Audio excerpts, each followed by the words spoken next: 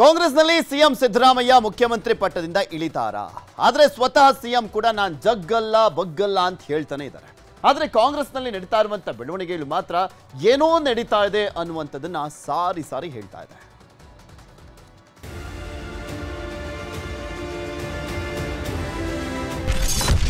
ಕಾಂಗ್ರೆಸ್ನಲ್ಲಿ ನಾಯಕರ ಸರಣಿ ರಹಸ್ಯ ಸಭೆ. ಹೈಕಮಾಂಡ್ ಸಂದೇಶ ತಲುಪಿಸಿದ್ರ ಸತೀಶ್. ಕಾಂಗ್ರೆಸ್ನಲ್ಲಿ ಏನಿಲ್ಲ ಅನ್ನುತ್ತಲೇ ಸರಣಿ ಸಭೆಗಳು ಗುಟ್ಟಾಗಿ ನಡೆಯುತ್ತಲೇ ಇದೆ. ಮೊದಲಿಗೆ ಪರಮೇಶ್ವರ್ ಮನೆಗೆ ಸ್ವತಃ ಡಿಸಿಎಂ ಡಿಕೆ ಶಿವಕುಮಾರ್ ಭೇಟಿ ನೀಡಿ ಗಂಟೆಗಳ ಕಾಲ ಚರ್ಚೆ ನಡೆಸಿದ್ರು. ಅದರ ಬೆನ್ನಲ್ಲೇ ಪರಮೇಶ್ವರ್ ಸಿಎಂ ಸಿದ್ದರಾಮಯ್ಯರನ್ನ ಭೇಟಿ ಮಾಡಿ ಕುತೂಹಲ ಮೂಡಿಸಿದ್ರು.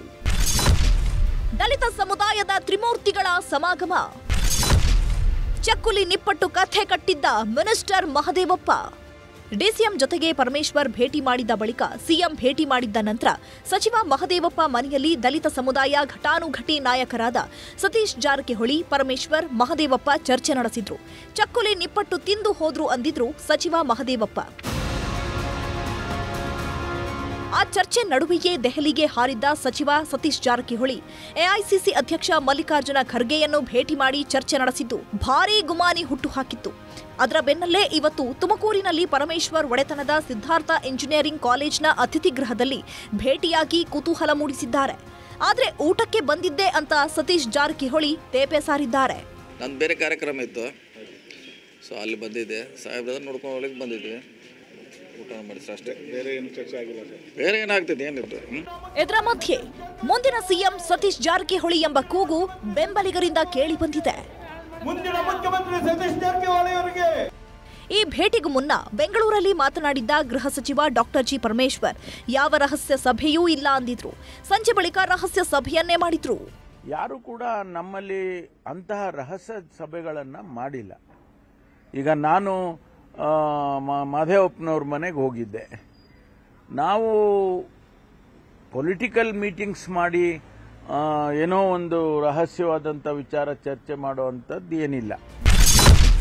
ದಲಿತರಿಗೆ ಮಾತ್ರವಲ್ಲ, ಮುಸ್ಲಿಮರಿಗೂ ಆಸೆ ಇದೆ. ದಲಿತ ಸಿಎಂ ಚರ್ಚೆ ನಡುವೆ ಆಸೆ ಬಿಚ್ಚಿಟ್ಟ ಜಮೀರ್. ದಲಿತ ಸಿಎಂ ವಿಚಾರವಾಗಿ ಚರ್ಚೆ ನಡೆಯುತ್ತಿರುವ ಬೆನ್ನಲ್ಲೇ ದಾವಣಗೆರೆಯಲ್ಲಿ ಸಚಿವ ಜಮೀರ್ ಅಹಮದ್ ಮಾತನಾಡಿ, ಸಿಎಂ ಆಗಲು ಎಲ್ಲರಿಗೂ ಆಸೆ ಇದ್ದೇ ಇರುತ್ತೆ, ಮುಸ್ಲಿಮರಿಗೂ ಆಸೆ ಇರುತ್ತೆ, ದಲಿತರಿಗೆ ಒಕ್ಕಲಿಗರಿಗೆ ಎಲ್ಲರಿಗೂ ಇರುತ್ತೆ ಅಂತ ಹೇಳಿದ್ದಾರೆ. ಈಗ ಸದ್ಯಕ್ಕೆ ಎಲ್ಲರಿಗೂ ಆಸೆ ಇರ್ತದೆ, ಇಲ್ಲ ಅಂತ ಇಲ್ಲ.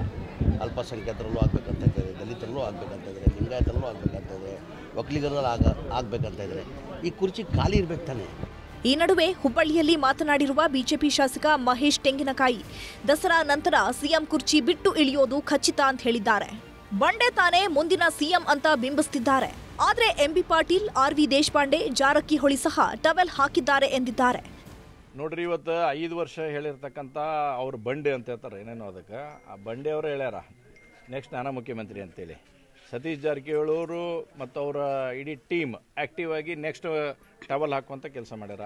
ಎಂಬಿ ಪಾಟೀಲ್ರು ನಾನೇನು ಕಮ್ಮಿ ಇಲ್ಲ ಅಂತ ಹೇಳ್ಯಾರ. ಆರ್ವಿ ದೇಶಪಾಂಡೆ ಅವರು ನನಗೆ ವಯಸ್ಸಾದರೂ ಕೊಟ್ಟರೆ ನಾನು ಮುಖ್ಯಮಂತ್ರಿ ಮಾಡ್ತೀನಿ ಅಂತ ಹೇಳ್ಯಾರ. ಸಿಎಂ ಸಿದ್ದರಾಮಯ್ಯ ನಾನು ಜಗ್ಗೋದೂ ಇಲ್ಲ ಬಗ್ಗೋದೂ ಇಲ್ಲ ಅಂತಿದ್ದಾರೆ. ಆದ್ರೆ ಕಾಂಗ್ರೆಸ್ನ ಒಳಗೆ ಏನೋ ನಿಗೂಢ ನಡೆಗಳನ್ನ ಇಡಲಾಗ್ತಾ ಇದೆ ಅನ್ನೋದು ಮಾತ್ರ ಸತ್ಯ. ಈ ನಡುವೆ ದಲಿತ ಸಿಎಂ ಅಷ್ಟೇ ಅಲ್ಲ, ಮುಸ್ಲಿಮರಿಗೂ ಸಿಎಂ ಸ್ಥಾನ ಬೇಕು ಅನ್ನೋ ಆಸೆ ವ್ಯಕ್ತವಾಗ್ತಿದೆ. Bureau report, news 18.